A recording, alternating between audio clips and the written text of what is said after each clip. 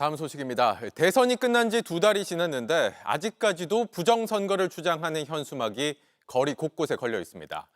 철진한 음모론들인데 어찌된 일인지 선거관리위원회는 이걸 철거할 방법이 없다고 합니다.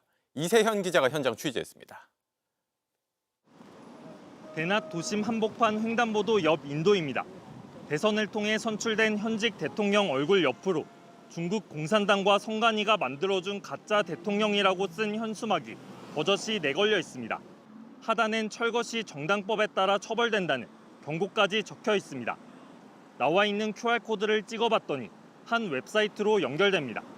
최근 한국을 방문해 윤석열 전 대통령을 접견하려다 실패한 부정선거론자 모스탄의 주장부터 중국인이 우리 대선에 투표한 인증 사진이란 정체불명의 게시물까지 부정선거 음모론으로 가득합니다.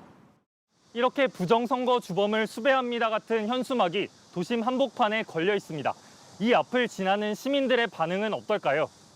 학교 앞에서 어떻게 하면은 잘못된 인식 같은 것도 심어줄 수 있어서 외국인들이 보면 한국이 민주주의가 아닌가 이런 생각을 할 수도 있을 것 같아서 되게 좋아 보이진 않습니다.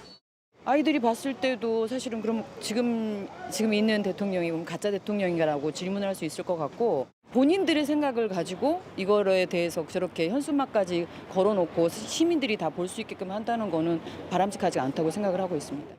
명백한 허위 주장이지만 선관위는 철거하기 어렵다고 합니다.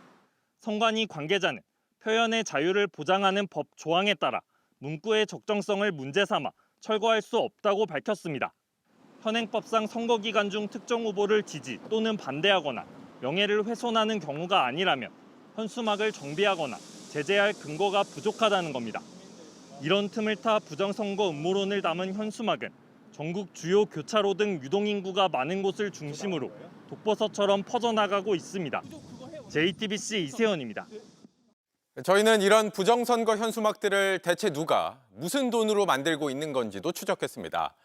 그랬더니 선관위에 등록된 한 정당이 나왔는데 이곳은 사무실조차 없었고 현수막을 거는 것 외에는 무슨 일을 하는지도 알 수가 없었습니다. 이어서 배양진 기자입니다. 거리를 뒤덮은 부정선거 현수막엔 내일로 미래로란 정당 이름이 적혀 있습니다. 어떤 당인지 검색해봤지만 홈페이지도 나오지 않습니다. 선관위에 등록된 주소로 찾아가 봤습니다. 다른 회사 사무실 주소만 빌려 쓰고 있었습니다.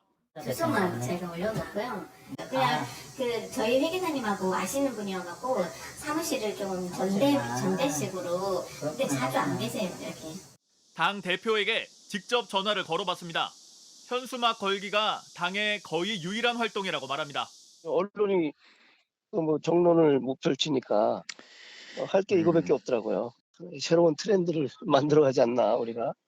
이들은 실제로 현수막 걸기 인터넷 사이트를 열었습니다. 후원금 4만 원을 내면 현수막 한 장을 걸어준다고 홍보합니다. 이렇게 걸린 현수막이 지난달에만 전국에서 4,000장이 넘습니다. 그런데 이들은 현수막을 제작한다며 불법 정치자금을 모은 혐의로 경찰에 고발된 상태입니다.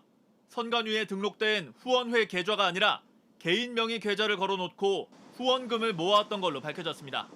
당 대표에게 물어보자 예민한 반응을 보입니다. 그건 오보입니다. 오보. 지적을 받고서 바로 이제 중앙당 후원회로 받았어요. 사적으로 유형하거나 그런 거 없습니다. 그런데 이런 정당이 더 생겨도 현행법상 막을 방법이 없습니다. 원래 정당 현수막은 지자체장의 허가를 받아야 걸 수 있었습니다.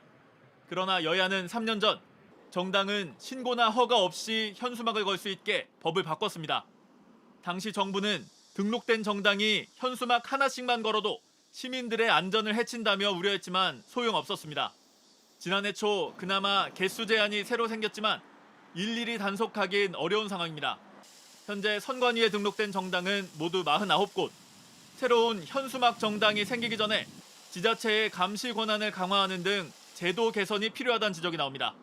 JTBC 배양진입니다.